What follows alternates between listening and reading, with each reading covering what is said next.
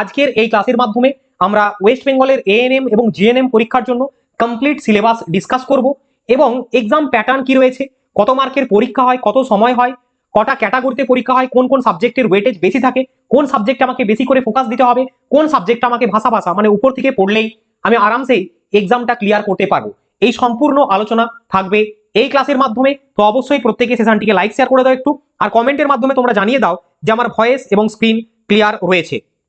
ওকে, তো আমরা এখানে আজকে ডিসকাস করবো হচ্ছে ওয়েস্ট বেঙ্গলে এএনএম এবং জিএনএম পরীক্ষার্থীদের জন্য অত্যন্ত ইম্পর্টেন্ট যেটা হচ্ছে সিলেবাস, সেই সিলেবাস সম্পর্কে ডিসকাস করে নি। দেখো, যদি আমরা দেখি যে ওয়েস্ট বেঙ্গলে যে এএনএম এবং জিএনএম পরীক্ষা সেটি কোন বোর্ড অর্গানাইজ করে থাকে, তো সেটা আমরা যদি দেখি ওয়েস্ট বেঙ্গলের যে জেই বোর্ড রয়েছে অর্থাৎ West Bengal joint entrance exam board রয়েছে, তাদের থ্রু দিয়ে এই এক্সামটি কন্ডাক্ট করানো হয়ে থাকে।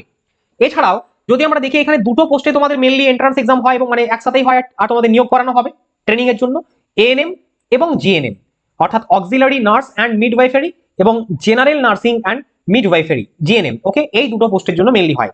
এখানে পরীক্ষার যে প্যাটার্ন সম্পূর্ণরূপে এমসিকিউ টাইপের কোশ্চেন থাকবে। এখানে টোটাল 100টা এমসিকিউ প্রশ্ন থাকবে এবং টোটাল মার্ক হচ্ছে 115। এইখানেই তো গন্ডগোল, ছাত্রছাত্রীরা বুঝতে পারবে না, ঠিক আছে।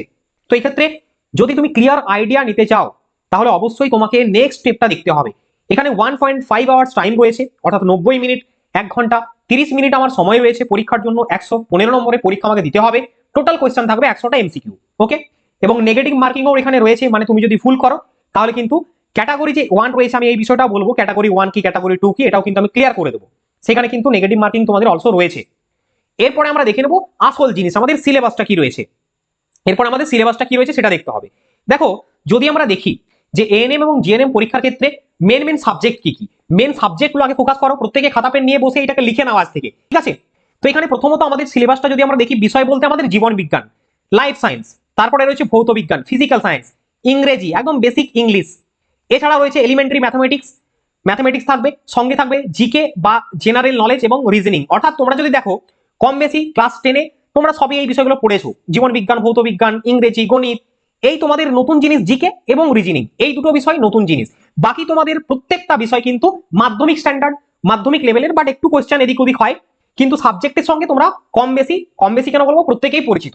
কম বেশি বলাটা ভুল হবে, প্রত্যেকেই পরিচিত। তো এই ক্ষেত্রে দুটো ক্যাটাগরির কথা আমরা বলছিলাম, ক্যাটাগরি 1 এবং ক্যাটাগরি 2। এই ক্ষেত্রে খুব ভালো করে দেখবে, ক্যাটাগরি 1 এ প্রত্যেকটা প্রশ্নের মান হচ্ছে 1 নাম্বার করে।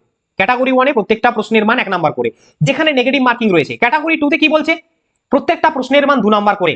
ওকে, তো এখানে এই দুটো ক্যাটাগরি রয়েছে। এরপরে জীবন বিজ্ঞানের ক্ষেত্রে দেখো আর ভৌত বিজ্ঞানের ক্ষেত্রে দেখো, ক্যাটাগরি 2 তে শুধুমাত্র এই দুটোতেই প্রশ্ন হয়, বাকি ক্যাটাগরি 1 এ সমস্ত বিষয়ের প্রশ্ন হয়, আর ক্যাটাগরি 2 তে আদার সাবজেক্টগুলো কিন্তু কোনো কোশ্চেন হয় না। অর্থাৎ টোটাল আমরা যদি এমসিকিউ দেখি, জীবন বিজ্ঞানে মোট প্রশ্ন থাকবে 30টা ক্যাটাগরি 1 এ এবং ক্যাটাগরি 2 তে 10টা। হয়তো সিমিলার লেভেলে কোশ্চেনের লেভেল হয়তো সিমিলার থাকবে, এদিক ওদিক একটু হয়তো কম বেশি স্ট্যান্ডার্ড হবে, বাট তোমাদের ক্যাটাগরি 1 ক্যাটাগরি 2 করে দিয়েছে। টোটাল 30 + 10 মানে 40টা আমার এমসিকিউ বা কোশ্চেন থাকবে এবং 50 নাম্বারের। খুব ভালো করে দেখো কি করে 50 হলো স্যার, এই যে ক্যাটাগরি 1 এ প্রত্যেকটি প্রশ্নের মান 1 নম্বর করে মানে 30টা প্রশ্ন 30 নাম্বার, আর ক্যাটাগরি 2 তে দেখো প্রত্যেকটি প্রশ্নের মান 2 নম্বর করে মানে 10 দুগুণে 20, টোটাল হলো 50 নাম্বার। খুব ভালো করে কিন্তু দেখবে এই জায়গাটা।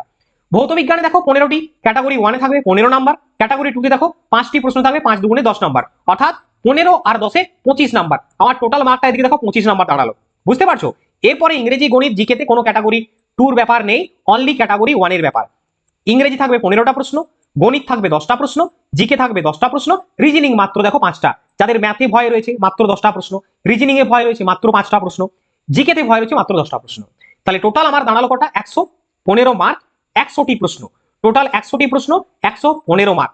খুব ভালো করে এই বিষয়টা এখানে দেখবে সিলেবাসে। তোমরা আমাকে কি বলছে, সিলেবাসে সব থেকে বেশি জোর দিতে বলছে জীবন বিজ্ঞান আর ভৌত বিজ্ঞানটায়। সব থেকে বেশি আমাকে পড়তে হবে লাইফ সায়েন্স, বায়োলজি, এই যে বিষয়টা তোমাকে কিন্তু খুব ভালো করে একদম সিলেবাস অনুযায়ী পরীক্ষা বা এক্সাম ওরিয়েন্টেড করে পড়ে নিতে হবে। ওকে, জীবন বিজ্ঞানে দেখো 30টা প্রশ্ন ক্যাটাগরি 1, 10টা প্রশ্ন ক্যাটাগরি 2 মানে 40টা প্রশ্ন এখান থেকেই 50 নাম্বার, বুঝতে পারছো। আর ভৌত বিজ্ঞানে দেখো টোটাল 25 মার্ক রয়েছে, 50 নাম্বার এবং 75 নাম্বার তোমার জীবন বিজ্ঞান এবং ভৌত বিজ্ঞানে। বাকি 15 10 25 10 35 5 40 নম্বরে আমার হচ্ছে রেস্ট অফ দ্য সাবজেক্ট, অর্থাৎ ইংরেজি, গণিত, জিকে, রিজনিং। এইগুলো রিজনিং এ খুব বেশি চাপ নেই, মাত্র 5টা রিজনিং আসবে, একদম সিম্পল রিজনিং আসবে। এখানে তোমাকে ফিগার কাউন্টিং দিতে পারে, কোডিং ডিকোডিং দিতে পারে, তোমরা এগুলো টুকটাক শিখলেই মোটামুটি পেয়ে যাবে। জিকের ক্ষেত্রেও যে খুব টাফ হয় আমি সেটাও বলবো না। এরপরে আমরা প্রত্যেকটা বিষয়ের একদম সিলেবাসটাকে ব্রেক করে দেখে নেবো প্রতিটা বিষয়ের কোন কোন চ্যাপ্টার গুলো মেনলি আমাকে ফোকাস করতে হবে। তো চলো আমরা দেখে নিই। প্রথমে আমরা দেখবো জীবন বিজ্ঞানটা। দেখো, জীবন বিজ্ঞানে প্রথমত হলো মাধ্যমিক স্ট্যান্ডার্ড যে সমস্ত বুক রয়েছে বা মাধ্যমিকে তোমরা কম বেশি অনেকেই পড়েছো জীবন বিজ্ঞানে। তো এখানে আমাদের সিলেবাসে যদি আমরা দেখি, একদম সিলেবাসে মানে গোড়ার কথা আমি তোমাদের একটু জাস্ট আইডিয়া বলে দিই, বেসিক যেগুলো আমার লাগবেই। দেখো, অনেকেই এই বিষয়গুলো প্রত্যেকেই জানো তোমরা, রেচন, স্নায়ুতন্ত্র, ঠিক আছে, হরমোন, কোষ বিভাজন, জনন, বংশগতি, অভিব্যক্তি, অভিযোজন, ভাইরাস, রোগ, মাইক্রোব, হেলথ বা স্বাস্থ্য, ঠিক আছে, জ্ঞানেন্দ্রিয়, এগুলো আমরা ক্লাস 10-এ পড়েছি, তাই না? তো এই ক্ষেত্রে আমাকে সিলেবাসটাকে আরেকটু ডেভেলপ করে দিয়েছে, আরেকটু উন্নত মানের আমাকে পড়াশোনা করতে হবে।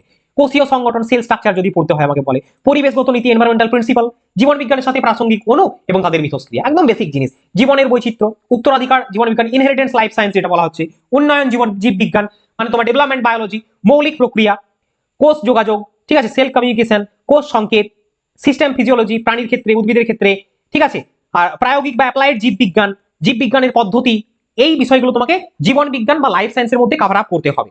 ওকে, নেক্সট আমাদের কি ভৌত বিজ্ঞান বা ফিজিক্যাল সায়েন্স। ফিজিক্যাল সায়েন্সের ক্ষেত্রে আমাদের কি কি পড়তে হবে?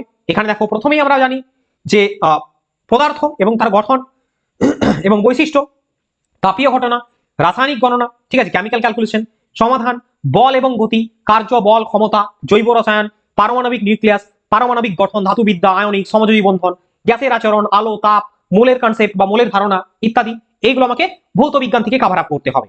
এছাড়াও রয়েছে পর্যায় সারণী, পর্যায়ক্রম, অম্ল, ক্ষার, লবণ, যেটা অ্যাসিড, বেস, সল্ট, ঠিক আছে, ওয়াটার, এনার্জি, আমাদের পরিবেশ সম্পর্কে বিভিন্ন যে সমস্ত বিষয়গুলো রয়েছে, ঠিক আছে, পরিমাপ বা মেজারমেন্ট, সাউন্ড, বিদ্যুৎ এবং রাসায়নিক প্রক্রিয়া, পরীক্ষাগার এবং শিল্পে অজৈব রসায়ন, মিশ্রণের উপাদানগুলি পৃথকীকরণ ইত্যাদি আমাকে ফিজিক্যাল সায়েন্স থেকে পড়তে হবে।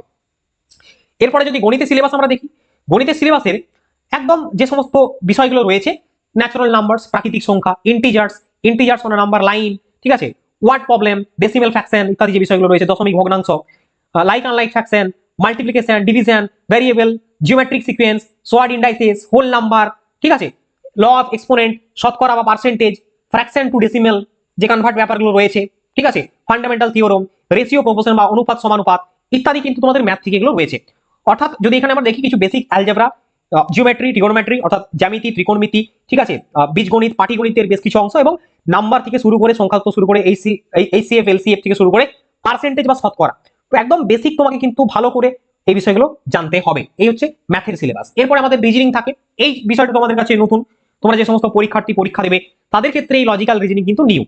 এই ক্ষেত্রে আমি বলবো ঘাবড়ানোর কিছু নেই, জাস্ট তোমরা খুব যে সমস্ত মেন জায়গাগুলো ফোকাস করবে সেইগুলো কভার আপ করলেই হয়ে যাবে। যেরকম রক্তের সম্পর্ক, ব্লাড রিলেশন, ঠিক আছে, বিভিন্নভাবে ঘুরিয়ে পেঁচিয়ে তোমাকে একটা সম্পর্ক দিল যে ওটা কে হবে, ঘুরিয়ে পেঁচিয়ে দেয়।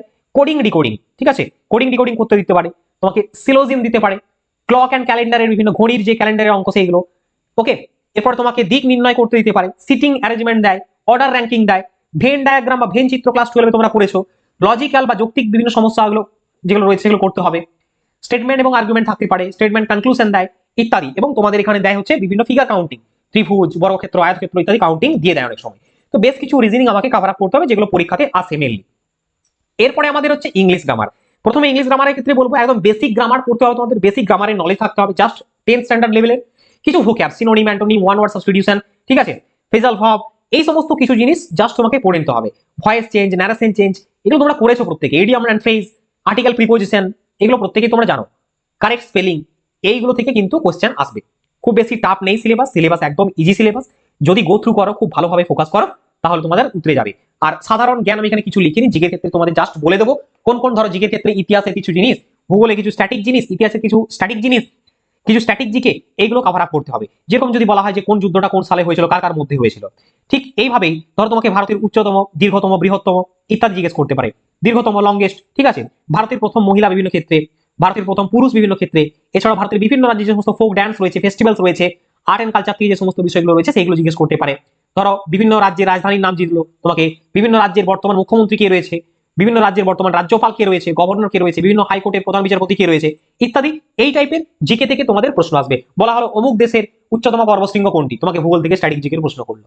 অর্থাৎ জিকে থেকেও যে খুব টাফ আসবে এরকমটা নয়, জাস্ট তোমরা যদি আমাদেরকে ফলো করো, আমাদের ইউটিউব চ্যানেলটি সাবস্ক্রাইব করে অবশ্যই যদি ফলো করো, এখান থেকে তোমাদের পুরো যে আইডিয়া সেটা হয়ে যাবে। তো এএনএম এবং জিএনএম পরীক্ষার্থীদের জন্য আমাদের ডেডিকেটেড হোয়াটসঅ্যাপ গ্রুপ রয়েছে, যার লিঙ্কটা ডেসক্রিপশন বক্সে দিয়ে দেবো, লিঙ্কে ক্লিক করে সেই হোয়াটসঅ্যাপ গ্রুপে যুক্ত থাকবে। সেখানে এছাড়াও তুমি ফ্রি যে ম্যাটেরিয়াল, ফ্রি পিডিএফ থেকে শুরু করে বিভিন্ন ফ্রি ম্যাটেরিয়াল সেখানে পেয়ে যাবে। তো অবশ্যই যুক্ত হতে সেখানে কিন্তু ভুলো না। তো তোমরা কমেন্টের মাধ্যমে জানিও তোমাদের কেমন লাগলো আজকের প্রথম দিনের আমাদের প্রথম শুরুয়াত কেমন লাগলো।